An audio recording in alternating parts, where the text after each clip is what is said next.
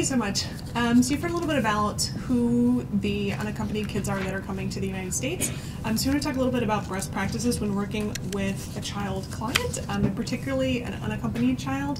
They're going to be, oh, thank you. Yes, can you hear me? They're going to be a little bit different than your typical client, probably. Definitely for folks that are taking pro bono cases. I am glad to see that so many people have worked with clients before, either children or have worked in general in immigration, because a lot of those skills are going to serve you very well. If you have not worked with a child client, that is not unusual at all for the folks that we work with. Most people are doing it for the first time, and you will be able to draw on your skills as parents, aunts and uncles, former camp counselors, anything else, any other experience you have working with kids. I should also preface this by saying that I am not a social worker. I am an immigration attorney, nor are we trained in child therapy, but the handout that we handed out, Tips for Working with Abused Children, was prepared as a literature review by one of the social workers in our office who works with the Guatemalan Child Return and Reintegration Project of kind, along with a student assistance, which contains some really good advice. So we're going to focus primarily on kind of the best practices that we've developed over time, basically working with this population for a few years now. And I think this is a very helpful graphic just to kind of articulate kind of all the different issues that are going on here. So unaccompanied children are by definition going to be immigrants, and specifically recently arrived immigrants and kids that are currently without legal status. A number of their family members are also generally undocumented, and or recently arrived themselves. They are by definition children, and so that comes with its whole independent set of challenges. And to some extent or another, almost all of these kids are going to be trauma survivors. That can be obvious on the face of their case. If you look at some of the case descriptions that we have with us today, it can also be related, if to nothing else, to the journey itself. Kids have gone on a very scary trip to get here, as Meredith described. At best, they were without food or water for some portion of the trip, uncertain what was going to happen to them, uncertain whether they were going to get lost and who was going to be there to meet them. And at worst, they may have been themselves assaulted, sexually assaulted, seen that happen to someone else, or been abandoned by the smuggler who was bringing them into the United States. That may not be obvious always on the face of the case. Not every kid talks about that up front, and it's always not always exactly related to their legal case, but just know that it's often there in the background. So a few pointers working with immigrant clients, and I should specify here that our experience is really related to working with undocumented clients and folks who are relatively recently arrived. They're going to face a number of challenges throughout the process, and those have to do a lot of the time with the cultural and linguistic barriers that folks encounter as part of their daily life if they're here without status and they don't speak English. And so those can be as simple as it's very difficult sometimes to just go to the court and get information about their case. It may be hard to call a phone number that's available to the public because sometimes people have to know to leave a message, and sometimes an interpreter will call them back. It is going to be more difficult for some of these kids and their families to access services that we may take for granted. Economic and educational differences are also there in the background.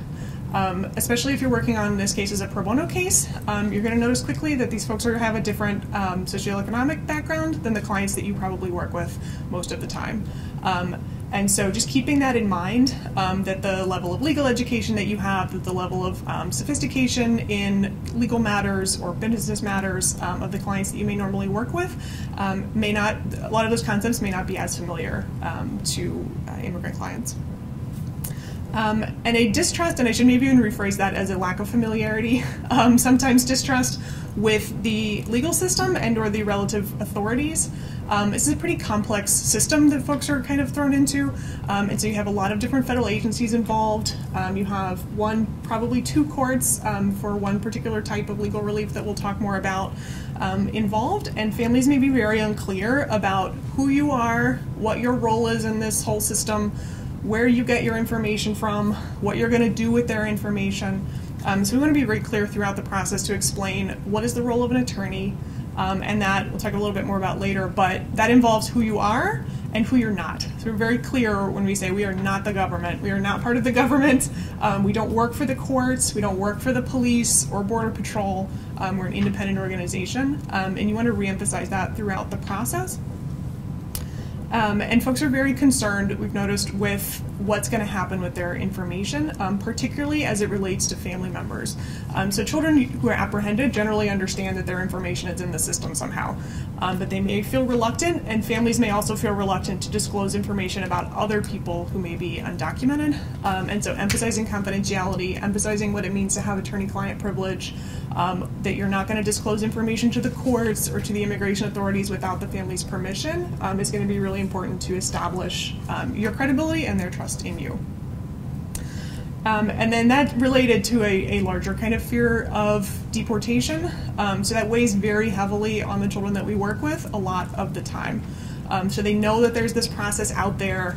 They're not necessarily sure how it's going to work, what's going to happen in court, if the judge is going to deport somebody directly from the courtroom. We've heard that question a number of times. Should I bring my suitcase with me? Are they going to take me away from court? So we want to be very clear with the child about what's going to happen physically in a way that makes sense to them. We're going to drive to the court, we're going to talk to the judge for 5 minutes, your lawyer is going to talk for you, or if they don't have a lawyer yet, how the friend of the court process that Meredith mentioned works, and then everybody goes home and you go back to school. How long we're going to be at a certain place, how long a certain meeting is going to last, so that kids kind of have a sense of control to the extent that they can over the process. And this is going to factor in as well with some of the family members. It's of great concern to a lot of folks how it's going to affect other people in the family, and so we address those concerns a lot up front about how much risk is this placing mom in, is this placing somebody else in the family in, if we go to court and file any kind of legal documents. There's a lot of complex concerns with families of mixed status. So if something happened to mom, what would happen to the other 2 children in the family who are U.S. citizens? And these are very difficult issues that families are needing to grapple with throughout this process. There's a whole other set of challenges in terms of working with children. So some kids are not going to have had very good experiences so far in life with adults, either people in a position of authority or adults within their family. And so they may not trust you immediately, and that's fair. And so there's some tips in the materials that we passed out about working with a child to build that trust. And we'll talk a little bit more about specific strategies to do that. But you can't necessarily assume that a child understands that you're there to help them and that they're going to, understand how important it is to give you all of the information you're asking for right up front. This is a process, and it's one that you have to also actively participate in. The flip side of that can be that once you have shown yourself to be the caring adult who is asking how they're doing, wondering about school, asking how things are at home, it can also lead to an over-reliance. And so you want to be clear that you are the child's attorney, and specifically you're their immigration attorney. So there's not an expectation that you are also the child's after-school tutor, counselor, therapist, family therapist, that the services that you're rendering are legal in nature.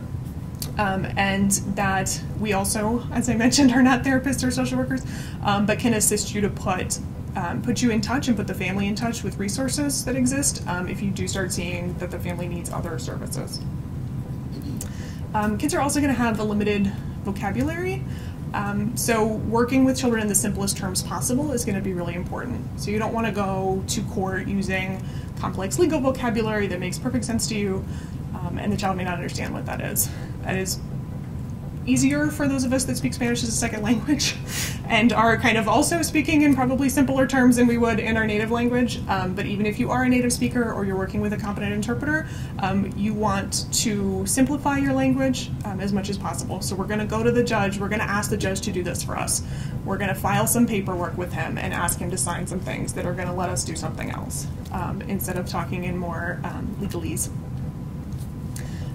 And kids' age and level of development is also going to affect the ability to participate in the case right off the bat.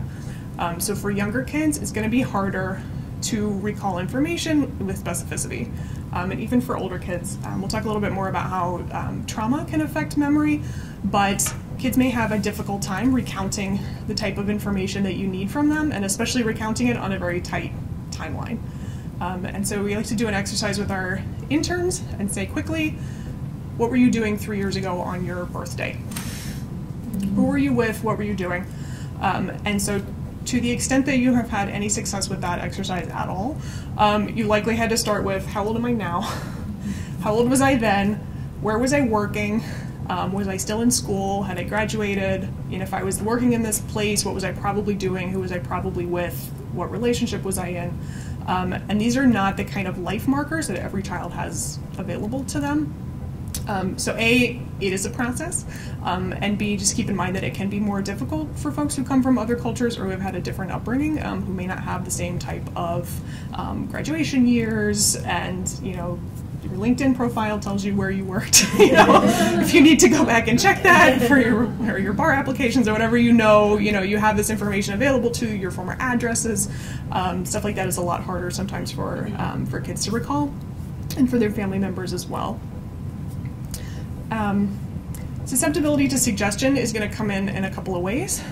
Kids are going to want inherently to please you with what they're saying, and so that can go both ways. So A, you don't want to ask leading questions. You don't want to imply to somebody that there's a right answer and a wrong answer. You know, if X happened to you, you might be able to stay here, is not the way to go about probably any questioning of anybody, but definitely not of children. And similarly, you also don't want to be giving off signals that what somebody's saying is difficult for you to listen to or is difficult for you to even deal with. And so we'll talk a little bit more. There's some more detailed suggestions about trying to be as kind of non-judgmental as possible. And similarly with family members, you'll see a lot of these cases involve some kind of harm by a child's family member or some kind of wrongdoing by somebody in their family. And so you don't want to react to a child telling you, my dad did this to me, by saying like, wow, he sounds terrible. Because you're suggesting already that you have a very strong conclusion about dad that might not be consistent with the way the child feels about dad. Domestic violence is a very complicated issue, as abandonment, and so a child may have different feelings about the people that you're talking to, and so you don't want to suggest right off the bat that you now have, you're bringing your own perspective to their life story. And same with fear of reporting abuse and harm by family. So that's going to, again, these cases involve very sensitive family dynamics a lot of the time. And it may be that child was abused by grandma and is now living with aunt, who's grandma's daughter. And so that can be a whole set of issues surrounding their ability to kind of trust you to tell you that, trust grandma to tell everybody that, or trust the aunt, to tell everybody that. Kids are also building a relationship with the person that they're living with in a lot of cases over time.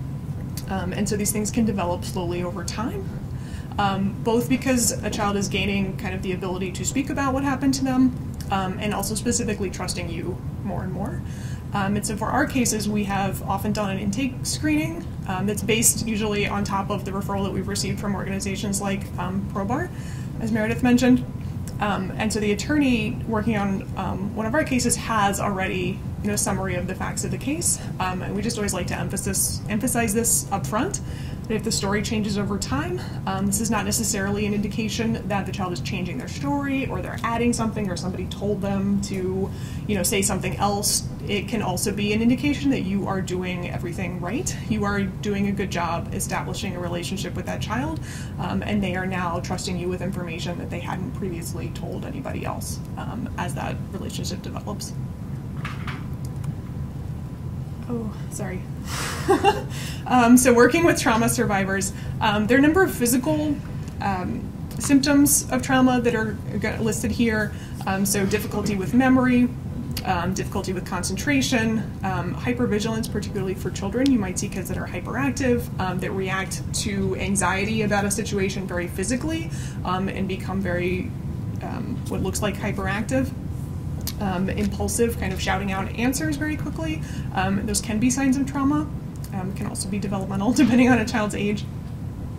But specifically memory impairment, so it can affect that traumatic events particularly, but really any kind of ability to remember things in a particular order. And you may also see a child who is out of school a lot, who is feeling sick very often, whose immunity is depressed, and those can all be related to trauma. You want to set yourself up for success as best as possible. So this is not the conference room that you want to pick for your first meeting with your child client. And you want to give them as many choices as possible so they can choose their seat. You want to sit as close to them as possible. You don't want to be sitting, if you are in a larger conference room, like across the table. Make sure everything else is turned off. You're not fidgeting with your cell phone or your laptop.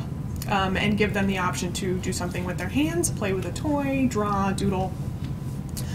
If Spanish is not your first language or you are not competent in Spanish, you're going to need an interpreter. As Meredith mentioned, almost all of these kids speak Spanish, if not an indigenous language, and pretty much all need an interpreter. That does not have to be a certified interpreter for pretty much any stage of these cases, so anyone who's competent in both languages. Most law firms choose to use somebody on staff. It's an excellent opportunity to get legal assistance or any other staff members involved in a case. But you want to make sure that the interpreter's role is very clear. We had an excellent interpreter once explain her job as being a parrot. So she said, I'm not allowed to say anything other than what other people say. So you don't want the child to hear, Meredith wants to know what your name is. You want them to hear your voice and you want to hear their voice. And that's going to facilitate you having a relationship directly with the child, even if you're not communicating in the same language. And in order to facilitate that as best as possible, you want to speak in short sentences and use simple vocabulary, because it is very, very difficult to actually interpret, to provide verbatim interpretation. I'm going to move quickly through some of the other stuff. So specific tips, again, are kind of contained in the handout, but I wanted to emphasize a few. So establishing trust, I already mentioned, is going to have a lot to do with that child believing in who you are and that you are what you say you are. So you're not part of the government, you're not going to tell the uncle who drove them there, you're not going to tell immigration authorities who they are without their permission. Giving examples and giving the child, again, the choice. You don't have to answer every question. If you don't feel comfortable talking about something, we can talk about it later. And making small talk. Which both kind of as an icebreaker, first impressions, being very friendly, talking about school, talking about non-threatening topics, and then also throughout to make sure that you're checking in with the child, you're engaging in active listening, you're repeating back things that they've said to you, you're asking them to repeat back things that you've said to them, and keeping track of their reactions. So if the conversation is going well and then something changes, it's totally fine to check in and say, did something I say make you nervous? Do you feel uncomfortable about anything that we're talking about? It kind of acknowledges the elephant in the room and hopefully can then say, I don't really want to talk about my dad right now, which is totally fine. Avoid the question why or why not. So for a lot of these cases, it is going to seem very tempting if a child says, my uncle abused me for many years, and you say, did you call the police? And they say no. Human impulse is going to say, well, why not? But that has a very kind of judgmental overtone to it, so kind of implies, well, I think maybe you should have, and so try to find a way to rephrase that's, did you think about calling the police? Was there a reason why you decided not to do that? Instead of asking why specifically or why not. If a child cannot talk about something, there are a number of other ways to go about that. Having them draw it, having them write it down, something that's less committal than speaking something out loud. So like if this happened, can you make a circle on your paper? If it did not happen, you can make an X. And you may be able to get a child to respond in a way that they don't feel comfortable verbalizing. Same with kind of physically arranging items can help jog memory.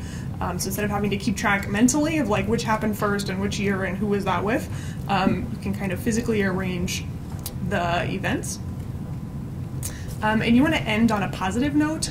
So you want to acknowledge something that the child has done well. So this was very brave of you to do something in particular, or that was really there's some small success along the way, or somebody's helped somebody else along the trip, they've disclosed that to you. That was very kind of you, or you're doing really well in school.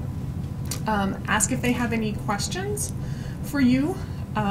Summarize confidentiality, and then always talk about next steps. So when are you going to hear from me again? what is going to happen next? What am I going to do with these notes that I've taken? Which we should also mention, you should ask for permission to write down what a child is telling you, and we always give them the option to look at it, so they can have a copy if they'd like, so that they feel like they're in control of their information. And then refocus to something in the present. So what is happening? What are you doing after school today? Do you have to go back to school, or did you get the day off? You know, what are you doing over the weekend? If it's summertime, you know, how's your vacation going? Something that you don't have the child walking out of your office, like just having recounted and relived some terrible things from the past. So kind of refocus on today, and get off on a good start, hopefully.